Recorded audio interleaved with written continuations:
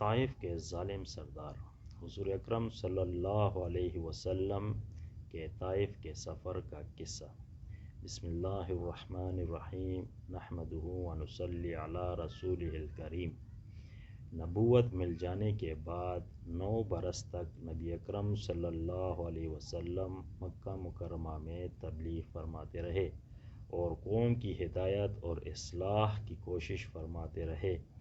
لیکن تھوڑی سی جماعت کے سوا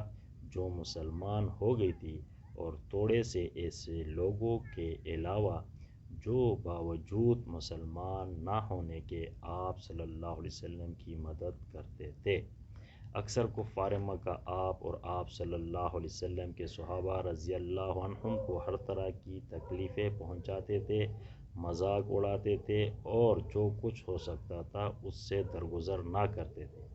حضور صلی اللہ علیہ وسلم کے چچا ابو طالب بھی ان نیک دل لوگوں میں سے تھے جو باوجود مسلمان نہ ہونے کے حضور صلی اللہ علیہ وسلم کی ہر قسم کی مدد فرماتے تھے۔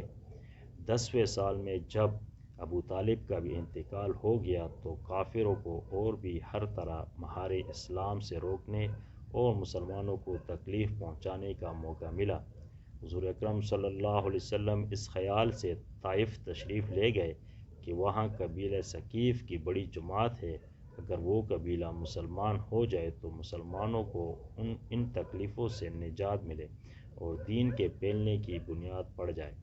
وہاں پہنچ کر قبیلے کے 3 سرداروں سے جو بڑے درجے کے سمجھے جاتے تھے گفتگو فرمائی اور اللہ کے دین کی طرف بلایا اور اللہ کے رسول کی یعنی اپنی مدد کی طرف متوجہ کیا، مگر ان لوگوں نے بجائے اس کے کہ دین کی بات قبول کرتے یا کم سے کم عرب کی مشہور مہمان نوازی کے لحاظ سے ایک نوارد مہمان کی خاطر مدارت کرتے، صاف جواب دے دیا اور نہایت بے رخی اور بد اخلاقی سے پیش آئے۔ ان لوگوں نے یہ بھی گوارا نہ کیا کہ آپ صلی اللہ علیہ وسلم یہاں قیام فرما لے۔ جن لوگوں کو سردار سمجھ کر بات کی تھی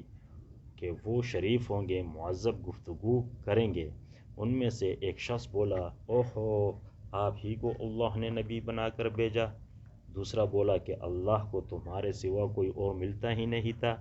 جس کو رسول بنا کر بھیجتے۔ تیسرے نے کہا کہ میں تجھ سے بات کرنا نہیں چاہتا، اس لیے کہ تو اگر واقعی نبی ہے جیسا کہ دعویٰ ہے تو تیری بات سے انکار کر دینا مصیبت سے خالی نہیں، اور اگر جھوٹ ہے تو میں ایسے شخص سے بات کرنا نہیں چاہتا۔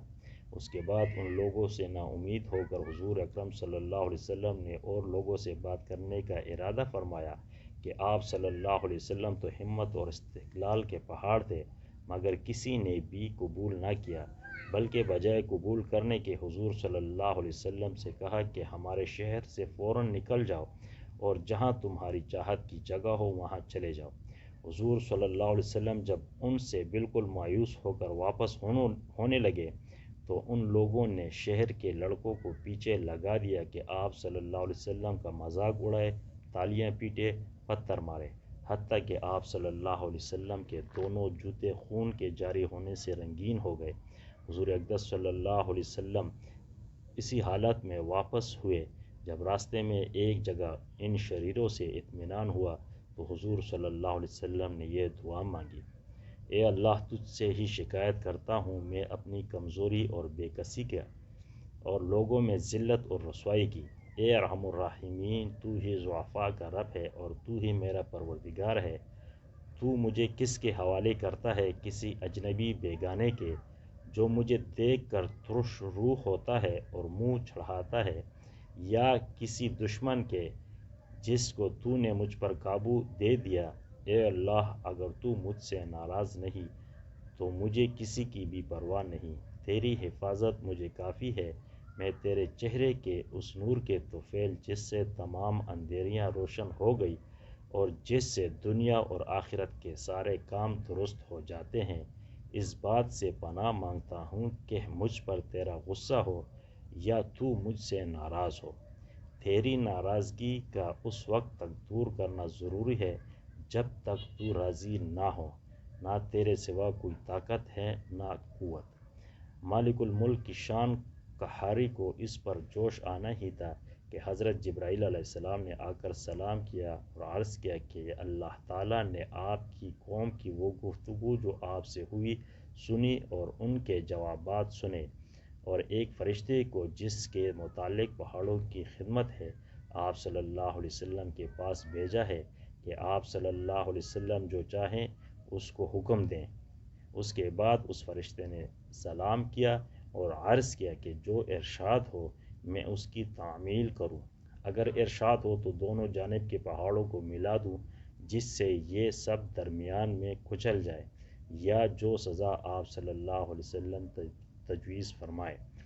حضور صلی اللہ علیہ وسلم کی رحیم و کریم ذات نے جواب دیا کہ میں اللہ سے اس کی امید رکھتا ہوں کہ اگر یہ مسلمان نہیں ہوئے تو ان کی اولاد میں سے ایسے لوگ پیدا ہوں جو اللہ کی پرستش کرے اور اس کی عبادت کرے۔ فائدہ یہ ہے اخلاق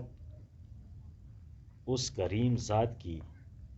جس کے ہم لوگ نام لیوا ہیں کہ ہم ذرا سی تکلیف سے کسی کی معمولی سی گالی دے دینے سے ایسے بھڑک جاتے ہیں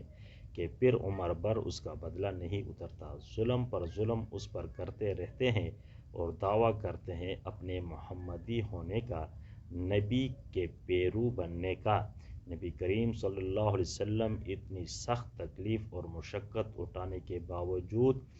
نہ بد دعا فرماتے ہیں نہ کوئی بدلہ لیتے ہیں۔ نوٹ: اللہ تعالی ہم سب کو حضرت محمد صلی اللہ علیہ وسلم کی کامل اتباع نصیب فرمائے اور ان کے طریقوں پر چلنے کی توفیق عطا فرمائے، آمین ثم آمین۔ حضرت شیخ الحدیث مولانا زکریا صاحب کی کتاب فضائل اعمال سے ماخوذ۔